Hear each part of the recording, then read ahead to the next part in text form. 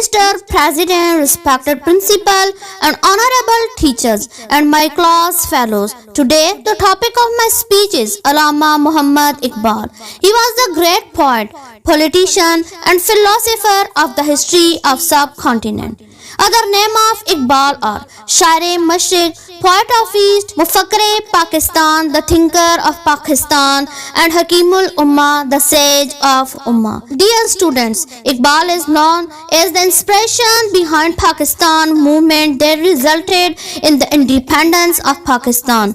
Dear audience, the scholars of literature admired the Allama Iqbal for his noble work for the Muslims of the subcontinent. His admirers are from Pakistan, India, Bangladesh, Sri Lanka, and from other international platforms.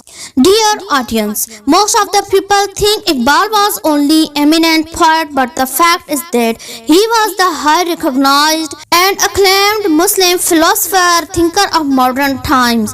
Honorable audience, Iqbal in his entire life worked for freedom of his nation. He always motivated the youngest by spreading the message of Khudi self. He used the term Khudi as synonyms of the word ruh described in the Quran. खुदी का सिर नेहा ला इलाहा इल्लल्लाह, खुदी है तेरे फसा ला इलाहा इल्लल्लाह।